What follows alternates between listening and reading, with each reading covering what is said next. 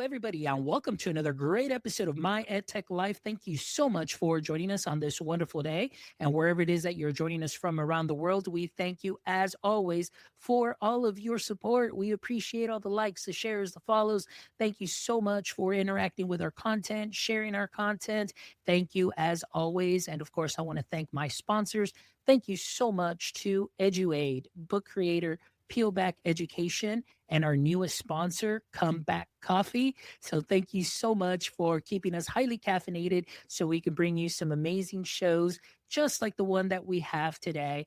And today I am really excited to welcome an amazing guest that I promise you, once you hear about her background, but also the work that she is doing through Aspen Policy Academy, I guarantee you, you're going to run to your LinkedIn, you're going to run to the website, and you're going to want to follow and hear more and learn more about the work that she is doing. So today I would love to welcome to the show Betsy Cooper.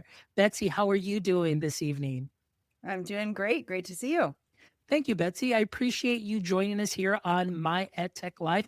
And first of all, just kind of want to get started here with kind of like your origin story and mission, because in doing my research and, seeing your bio, the extensive amount of experience that you have that you're bringing in to tonight's conversation, to me, it's mind blowing because, the background that you have, number one, you served as a DHS attorney, UC Berkeley Cybersecurity Center also Yale Law.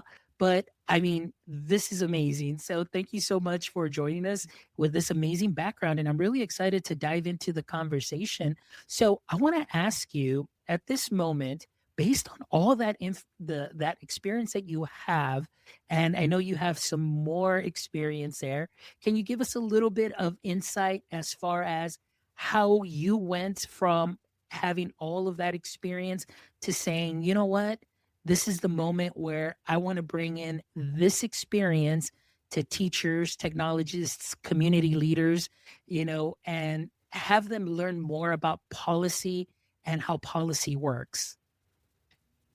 Yeah. So, like you said, my background actually has always been in policy. My very first job out of college, I worked in DC at an immigration think tank. I did my doctorate studying policy. I went to law school because I wanted to learn how to write policy. So, that's always been my passion and background. But it was when I was at UC Berkeley running a cybersecurity center, as you mentioned, that I got really passionate about sharing that information with others. So I was running the cybersecurity center, and we would have these amazing faculty members who were doing work that the world should know, and they weren't translating that work into bite-sized pieces that policymakers could understand. So, I'd go to a research seminar and we'd have a faculty member present research about data privacy that I thought, oh man, the Federal Trade Commission should know about this, or the Washington Post should be writing about this. And you'd go up and ask these folks, what are they going to do with this idea? And they'd say, I'm going to publish a peer reviewed paper, maybe in a year or two. Like, what should I do? And it started to occur to me that while I had chosen a path to do policy from a very young age, most people learn policy in one of two ways. One, they make that decision and do a degree program, or they move to Washington, D.C. or Sacramento or some other policy center and learn essentially by osmosis. Like, I never did a policy degree per se. I learned because I followed around a bunch of people working in policy in DC and learned by osmosis essentially. And so I asked myself, what was the path for some of the folks like the faculty members I was working with at Berkeley who weren't going to do a 2-year master's degree? They were already, tenure track faculty members who weren't going to move to Washington, D.C. to try to learn policy by osmosis. Like, what was the path for someone like that? And that was why I decided to build something that would help speak to those interests. That is fantastic. Now, I got to ask too, I mean, as far as what you gave us going into policy, now, when you were much younger, is that something too, like, somehow, landing in policy, and you said at such an early age, which is something more so that came along while you were doing your studies? Or was this also something that, while you were young too, you were just an advocate for, yes, helping people and helping others understand, policies or, just certain ways of doing things? Yeah, I think it was a combination of both. I mean, certainly I didn't really dig in until college where I went to Cornell University and I founded a group called the Cornell Political Coalition, trying to bridge nonpartisan divides on our campus, which seems very accurate to what I'm doing now 20 plus years later. But even before that, as a child, I grew up in Buffalo, New York, but was born in Canada in a rural part of Canada, North Bay, Ontario, for any listeners who might be Canadian. And there was a dangerous corner near where I lived, and my mom and some of our neighbors advocated to put a stop sign at that corner and like went to the town council meeting and advocated for that. So I really, from a young age, sort of felt like that was the type of lesson that was important to me, that if you see an injustice in the world, you see something that needs to be changed, you should stand up and do something about it. But even as a young person, I had an instinct that like, how do you know that it's the town council that you should go to? Or how do you know what to do or what to say? And as I've gotten older, I've seen many times that these systems are not structured to make it the easiest possible for people to get involved. And that's why groups like ours are so important, because we help people actually navigate those challenges. Excellent. Well, that's where I want to, that's a great segue because I want to learn more about what you're doing. And like I mentioned prior to the show and doing my homework, I got so excited about what I read that you're doing through Aspen Policy Academy. And so here, it talks about democratizing the insider realm of policy making. So I want to ask, for somebody in my space in the K-12 and higher ed space, which is generally my audience, for those that are listening right now and have never thought about themselves as a policy person, what does that actually mean in plain language? And why should we care about that in the K-12 and higher ed space? Awesome. So I just want you to take a second and think about something that you want to change. If you're a parent, is there a school policy that's driving you nuts? For me, as a parent, it's our 8:05 start, which we struggle every single day to get our pre-care on time, right? If you are a teacher, is there a rule that's affecting the way that your teaching is working? So, for instance, our associate director of policy, she was a former teacher, and there was a rule in her school that actually was, requiring kids to have 2 years of language, and they weren't catching the kids that didn't have 2 years of language before their senior year. And so sometimes they would have to take like Spanish 1 and Spanish 2 at the same time. Like, that seems like a bad policy, because how can you take Spanish 2 if you haven't taken Spanish 1? If you are a leader in the education space, sometimes your city council or other places might have a rule that you want to change. So just like take a minute with me and think, what is that one thing that you wish you could change? And then I'd say, you can actually try to change that. Like, you can stand up and try to make that change. You can go to your school board and say, the parents in our community believe that, the evidence suggests that school should start after 9 o'clock. You can go to your school and advocate for new changes to the language requirements to catch those students that are falling behind. So we're actually working right now with Teach for America, and they have a rural leadership academy. And we're working with teachers and educators to train them so that when they see those moments where they want to change something, they actually have the tools to stand up and change. But long story short, the reason why this should matter is that everybody has moments where they see something they want to fix. Most people don't feel like they have the tools to do that. We give you the tools so that you have the confidence to be able to go out and change something in those moments. I love that. Now, going back and going a little bit deeper into what Aspen Policy Academy actually does, can you tell us now, based on what we're able to do, and maybe we don't know where to start, those parents, those teachers, those professors that are seeing policies that they would love to change, but don't quite have that experience. What does Aspen Policy Academy offer them as far as programs or maybe the fellowship model? How is this designed and how can somebody get involved? Great. So I think about it like a funnel.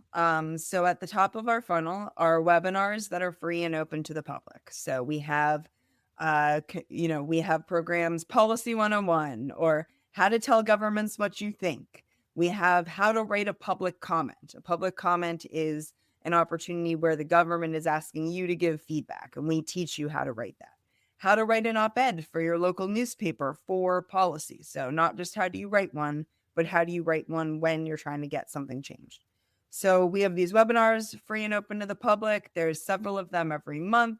So there's lots of opportunities for you to just come in, get a little nugget sized bit of training, and sort of get yourself situated in that. Then at the next layer of the funnel are short courses, and we run a bunch of different types of short courses. Some of them are for more subject matter experts, like we've run programs for artificial intelligence experts, but some of them are also for ordinary community members who want to advocate for change. So for instance, we've run several environmental policy accelerators where if you have a strong idea for an environmental change, we can teach you how to advocate for that change in your community. One key area that we do a lot of work in, as I know we'll get to, is cybersecurity and scam fighting. So we have scam fighters workshops where you can learn to advocate for stronger cybersecurity and scam prevention in your community. And then at the bottom of the funnel are more intensive programs. So a short course would be like 10 hours of commitment. Then we have an annual fellowship where people come to the Bay Area. They get a small stipend to do so, and they really get the opportunity to be immersed in all of our methods. And then we also have programs like a tech executive leadership initiative, which helps people prepare to go into government. So we're really excited about the education space. And so we're hoping to expand our educational programming over time. So there's even more specifically dedicated for the K through 12 space. But even if you're just looking to sort of get some experience now, we've got a lot of opportunities where you can come in and basically learn the fundamental methods of how do you advocate for change in your community. That is so important. And I think one of the things that I'm really loving, and like I said, when I first learned about this, and I was talking to our point of contact mutual friend, Genevieve, also, and talking to her, I was just blown away by all of these offerings. Now, I want to ask you before we get a little bit more in depth into this conversation. I'm pretty sure that a lot of my audience members right now are hearing, and some of them are getting really excited, especially when it deals with policy. And like we're going to talk a little bit about that cybersecurity aspect, but also policy with the use of generative AI in schools, and things of that sort. But what is the cost for somebody to be able to be involved or get involved with the academy? Nothing. Costs you nothing. It's free. Everything is free. We do have programs that even pay you. So the cost to you is nothing except your time. There we go. And I just wanted to get that out of the way too. There are audience members because sometimes I know they get so hyped and then at the end they'll be like, oh, I didn't know that there was this much. But guys, it is absolutely free. And we'll make sure we link all that info in the show notes as well. So you can get in contact with the Academy, see all of their offerings and just get involved. Maybe like you said, there's something that you want to advocate for. You want to make some change. Well, here's a wonderful resource for you to be able to go into and start making or learning how to proceed in making those changes and making them possible. Now, real quick, also, Betsy, I want to ask you because I know I was really struck right now that you did mention the Teach for America partnership and specifically for the Rural School Leadership Academy also, and being also in somewhat of a rural community. I'm like deep South Texas. They call it the South Pole of Texas. That's really where I'm at, right along the border. So as somebody that's based in South Texas, I mean, this really hits close to home also as well. So what does it look like when an educator goes through this experience and comes out on the other side? Yeah, so the program we're doing with Teach for America is really focused on 4 skills, and we sort of put these skills in the bucket of policy impact. Policy impact means trying to change something, and we talk about it in 2 ways. First, you need an idea, and then second, you need to advocate for that idea. So the first 2 pieces that we teach are in that ideas bucket. So first, we teach people how to define a problem. Like, what is the problem that you actually want to change in your community? And it's not Not every problem is a policy problem. A policy problem is one that can be answered by an action. So you might have factual problems like, why are there not more students getting bilingual education in the United States? Like, the answer to that would be a bunch of facts. That's not a policy problem. That's a factual problem. A policy problem would be, how can I get more bilingual education into my school district in rural Texas? That's a policy problem because the answer will be things that you can do, actions. And so we work with students to come up with policy problems. So that's the first step under the ideas track. Then the second step is, now you need a solution. You need an answer to that problem. So we work with the students to brainstorm a bunch of different solutions, and then we give them tools to help them pick the solution that's most likely to solve their problem. So that when they end that portion of the training, they're coming out with a specific thing that they want to advocate for change for. So that's the ideas track. Now you got an idea. Okay, so now we got to turn to the advocacy track. A lot of people stop with the ideas track and say, okay, I've got my idea. It's a brilliant idea. Someone should do it. Reality is that policymakers of any stripe are very busy, and they need to be convinced that your idea is the one thing they should spend time on right now. So we teach them stakeholder mapping. So how do you figure out who are the people, the decision makers that can implement this, and who are the people that have the ear of the decision makers? So if you're going to your school board, who are the people that the school board are likely to listen to? If you're going to your principal, who are the advisors that that principal might be relying on? So that you have a sense of the stakeholders that might be able to do something in that space. And then finally, you have to actually go out and advocate. So we work on helping people develop stuff, deliverables like written documents or talking points or whatever it might be that will make them effective advocates for their idea. We help them think about ordering. So like, maybe before you go to the school board, you want to distribute that petition to show that it's not just you who likes this idea, but 200 of your closest friends or whatever. We work on trying to help people do internal resourcing. So like, John's going to write the petition and you're going to actually go to the meeting and all of you are going to do a presentation, like thinking about that ordering. So it's all the tools that you need to actually get from, I have a spark that there's some sort of problem over here, to I have an actual plan for how I'm going to go out and actually advocate for change. So in this Teach for America program, each of those points is a session, and then they do homework in between. So we go through problems, and then they have to develop their own problem for their own community.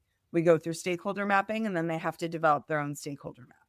So that's the way that we do it. And we hope that when they leave, they're going to have the opportunity to actually have something they want to change in their community, and that many of them will actually go out and try to make that change. That is wonderful. I mean, what more do you want? I mean, this is just a way of going through step by step and really improving the leadership amongst those educators and seeing that now their voices can be heard. And oftentimes what we hear and what we see, just in my world, is obviously there are never any teachers at the table. The stakeholder table is always going to be upper leadership, school board members, directors, but the teacher is never, taken into account. And so I really love that, the educators are really, taking that first step in going through a program like this, being able to learn exactly what it is to do and the process in a very detailed way. And again, with the hopes that once they finish this program, they're able to go out there and advocate for change and the changes that may be needed. So I think that that is something that is wonderful and something that is much needed. And I'm just so thankful that I had the opportunity to speak with you today. So I kind of want to bring you a little bit more into my world. And I know that this is of your world too now, talking about cybersecurity and so on. But right now, we know that every district in America is making decisions on generative AI, educational technology as a whole, whether to embrace it, whether to restrict it, whether to ignore it. But most of those decisions, like I mentioned to you, are done without the right people in the room. At the end, I always say that the end user is going to be your teacher and the end user is going to be your students as well, but they are never part of any of the decision-making process. So I want to ask you, from your vantage point, that you are there right at the intersection of the cybersecurity, AI, and of course, policy training. I want to ask you, what is the biggest mistake that schools or school districts may be making when it comes to AI governance at this point?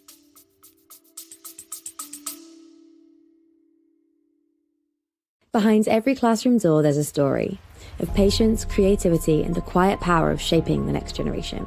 Peelback Education shines a light on these lived experiences, the real voices of educators on the front lines.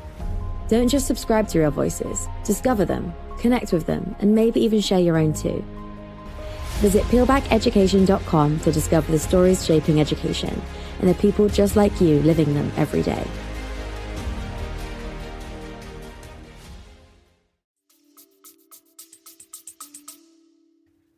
I guess the biggest mistake is not taking it seriously enough from the get-go, right?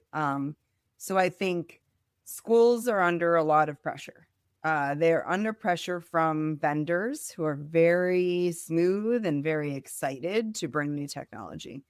They're under pressure because they're being asked to do more and more with less and less resources.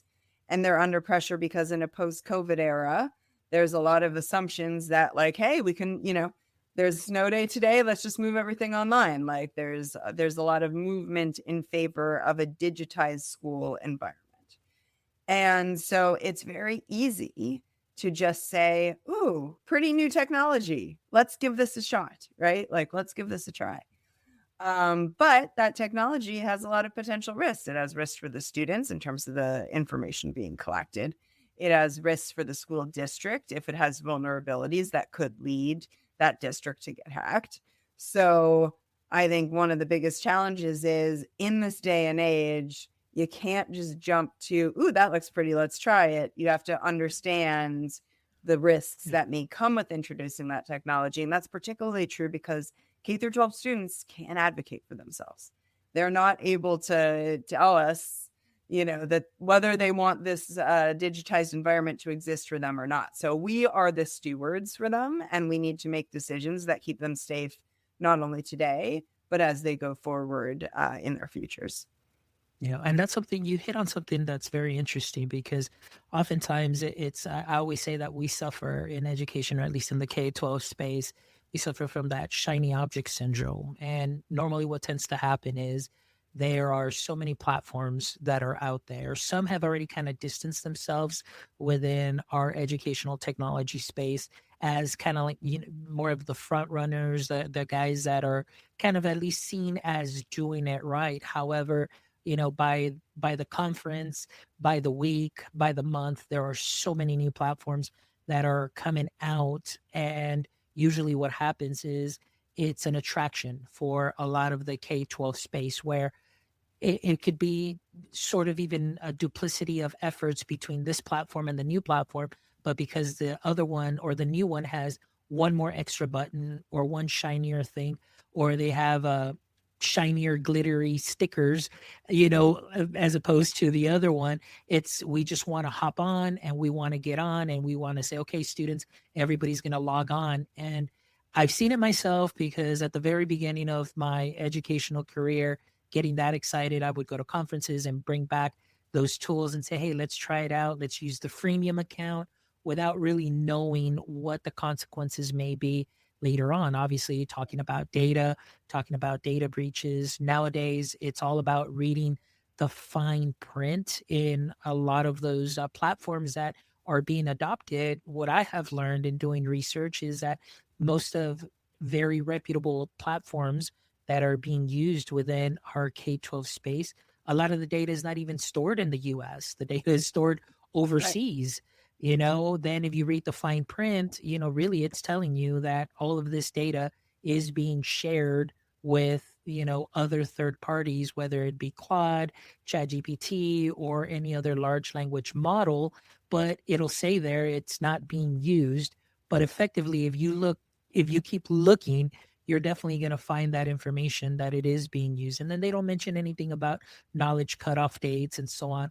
So I know that that could be very, very difficult. And so I want to ask you, based on your experience and what you're seeing through your experience in cybersecurity, if I'm a CTO, or for any CTO out there that is listening right now that is kind of caught in the middle of, hey, let's push this out, from the teacher side. But then they're like, no, no, no, we got to be that cautious advocate and we got to do our due diligence. What would be some of the best advice that you can give them, or maybe start reading more carefully within that fine print to make sure that they don't fall into some sort of data breach, some sort of danger where student information is leaked out and used in an unsafe manner?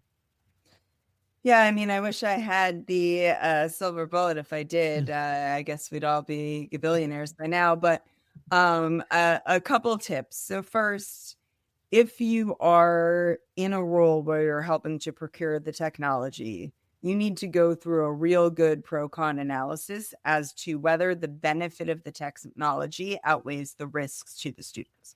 So the benefit, like, what problem is this technology actually solving? Like, I'll use a silly example, but if somebody's pitching you an idea for a new system to monitor your alarm bells for your school and automate them, and it wants to collect a bunch of data on the back end, is the benefit of actually getting that technology on your platform going to actually change your life very much? No. How much data are you collecting? Ooh, there's a lot there. Like, that should be, the analysis.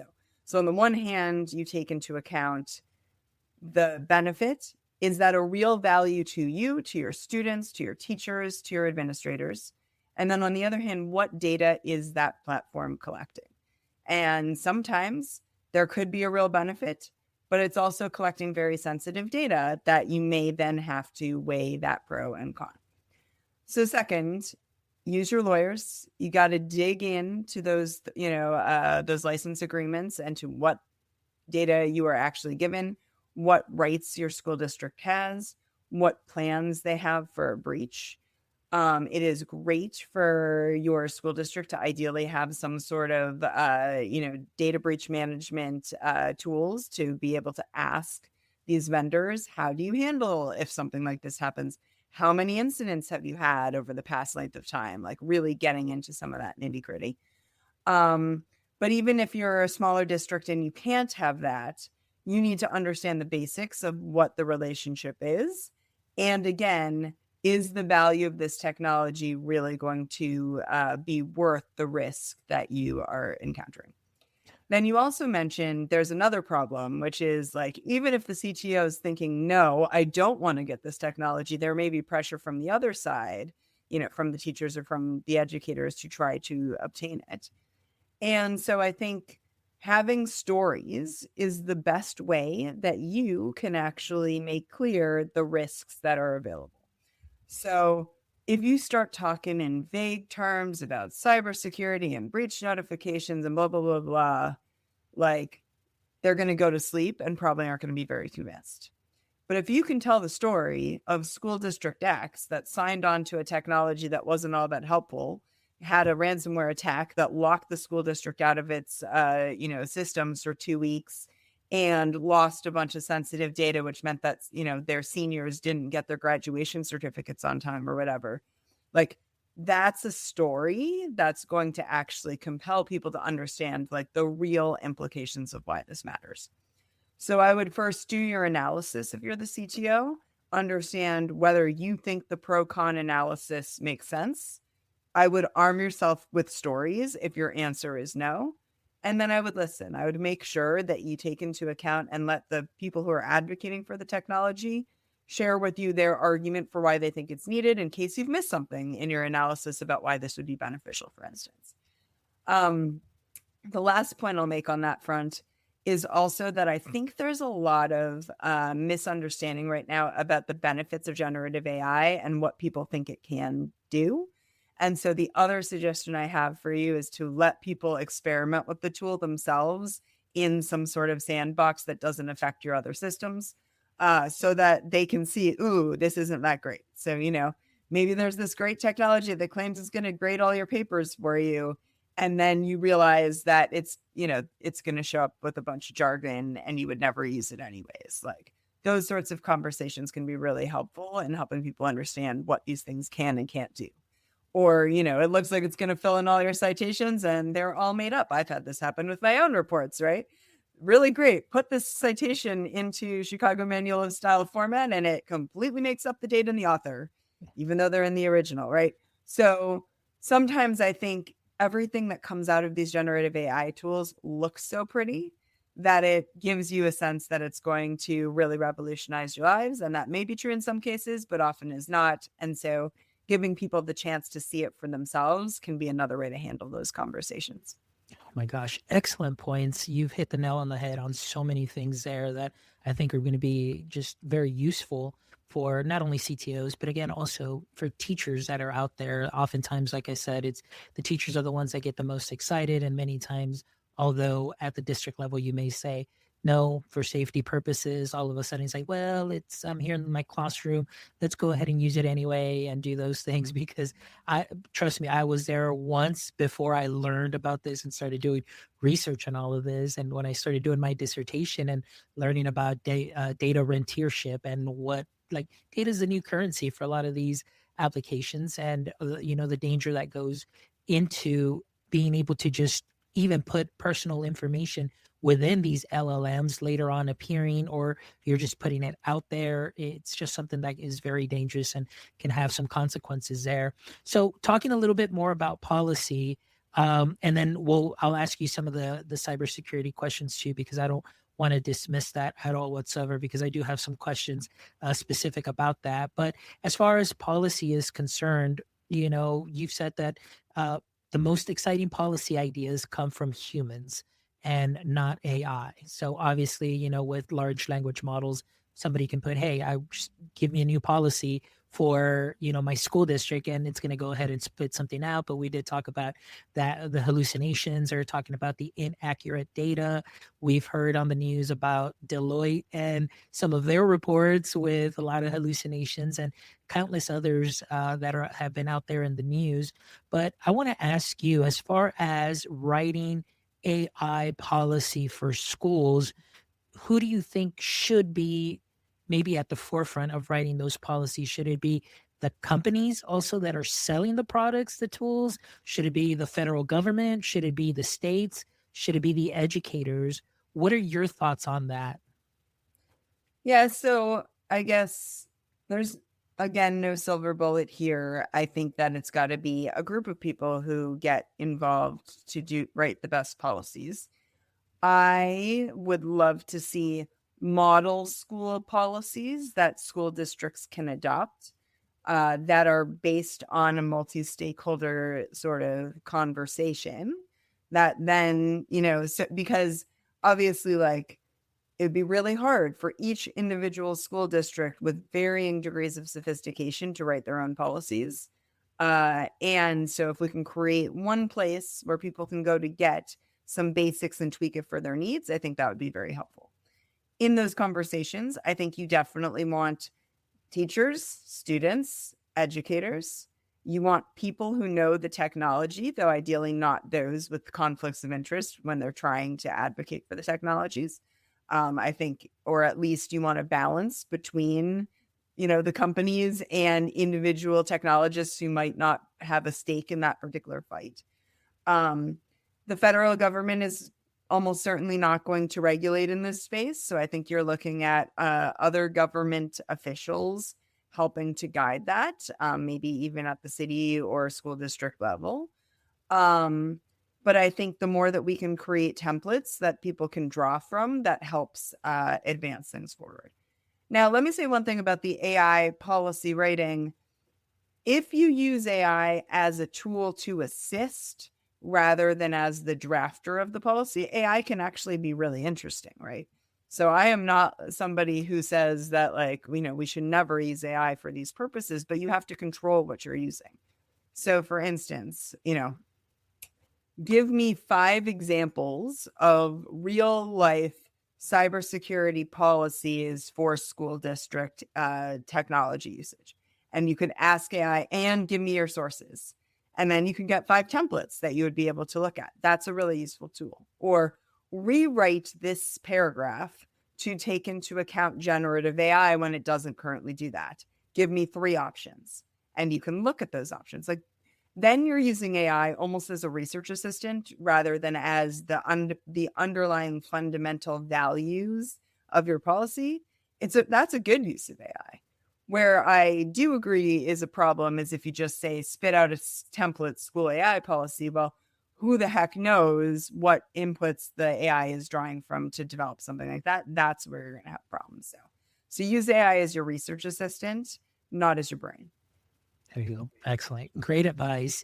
Now, this past year in 2025, there was the Power School breach.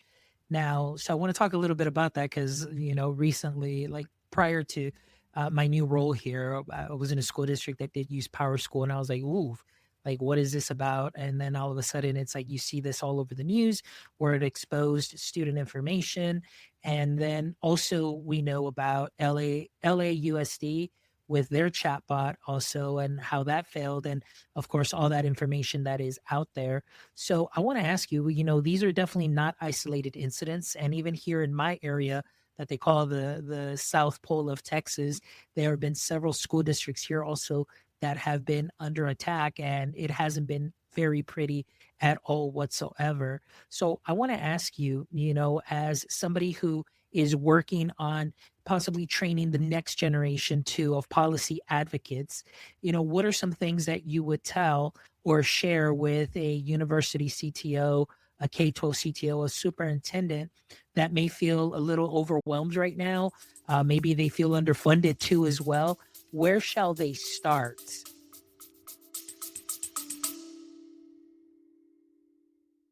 Howdy, y'all. It's Farmer Fobbs from Book Creator. Now listen up, partner. If you're wrangling lesson plans and trying to keep your students engaged, I got just the tool for you. Now remember, every student and teacher deserves a yeehaw moment, and Book Creator can give you just that. Book Creator makes it easy to get your students creating, collaborating, and sharing their ideas all in one place. Book Creator turns any classroom into a digital frontier, whether it's interactive notebooks, portfolios, or good old storytelling. Now, did I tell you it plays nice with all the other favorite apps? Egg Smash it. I mean App Smash it with Adobe, Google, and much more to take creativity to greener pastures. So saddle up and give it a try. Use promo code MyEdTechLife for a 3-month special treat. Yeah. So I guess first you got to figure out what your biggest vulnerabilities are and start there. So look at the tools that you are using or considering using. Which ones are collecting the most sensitive data? What is collecting race data, disability data, gender data that may have sensitive transgender categories? What are you collecting that could be very sensitive? Second, what are you collecting that has money associated with it? So is there, what databases do you have that actually provide access to the school coffers, or where is your bank information stored? Like, these are the sensitive things that will make your life hardest if this stuff gets tackled. Then what do? My recommendation as much as possible is to compartmentalize. I want you to think of a castle. Castle has a moat around it. If you breach the moat, though, you're getting the keys to the entire kingdom. That's not what you want. You want to have lots of different places that each only have access to one type of data. So, over here, you've got sensitive student enrollment data, and that's in a completely different place than your financial records, et cetera. So the more you can divide and conquer, the more you're going to be able to recover from a breach that won't be able to take down your entire system, may affect one aspect of your operations, but not all of it. And by the way, this is why I'm skeptical of any tool that claims that they're a one-stop shop for all of your needs. Because if you're a one-stop shop, that's great until it's not great when they get in, and then now you've lost access to all of these things. You've seen this in cities as well, where city systems were all linked together and went down. So step 1, figure out what you have that's most sensitive. Try to protect that first. Step 2, try to compartmentalize so that if someone gets in somewhere, you actually have a plan. And then step 3 is have a breach plan. Assume you're going to get attacked. Assume that it's going to happen. Schools are big targets. You got lots of sensitive data and tend to be not very sophisticated in terms of IT.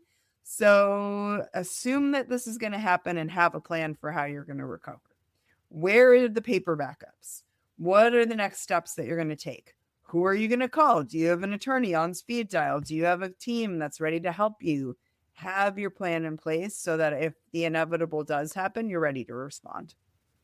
Excellent. Now, going along and going back to talking about the Aspen Academy too, as well, and talking about cybersecurity, you do have on your website talking about Cyber Civic Engagement Program. Now, this program is there to help anybody that might be interested into becoming a cybersecurity advocate at the local level. So can you tell us a little bit more about that, and how somebody like myself or teachers might be able to get involved through this program and learn more to become those advocates, to be able to be kind of maybe just a sounding board, maybe a different voice, hearing a different perspective, and being able to advocate for the district or, for any kind of policy?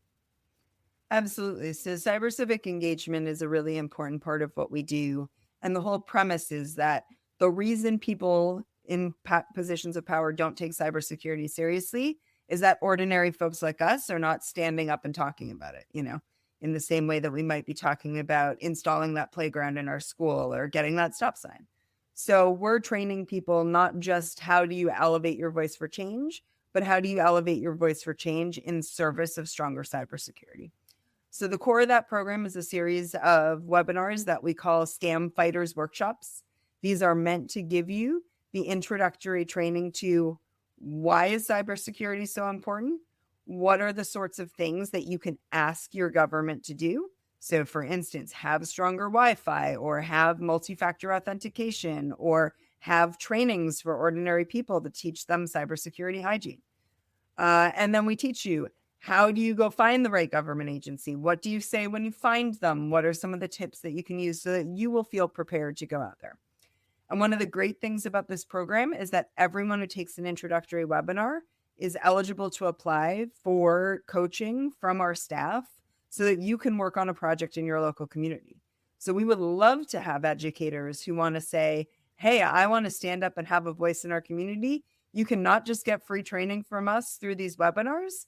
You can also potentially get coaching where we're going to work with you to try to actually make change in your community. So really strongly urge anyone who cares about these topics to consider signing up, because this is a free resource that can help you really make a difference. That is fantastic. Now, Betsy, before we wrap up, can you please tell our audience members, everybody that's listening right now that I know has been engaged from the very beginning with this topic, because again, we talk so often about policy, but and we talk so much in my space about AI literacy, but I think policy literacy is something that is very important. And I think that's something that I'm really seeing clearly here through Aspen Policy Academy, in how you are able to train our educators or train anybody that's interested in policy to become policy literate, I guess, per se, in that sense, and learning and being able to go out there and advocate for themselves. So can you please tell us how they may get in contact with the Academy, and what would be a first step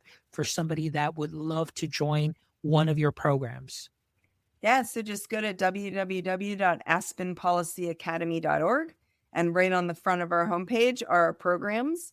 So everything that's live and available for application or sign up is right there, right on the front of the homepage. You might also want to dig into some of our impact stories to see the stories of other people who have gone on to succeed in doing this. And we also have a bunch of resources, including sample projects that our fellows have done, several in the EdTech space.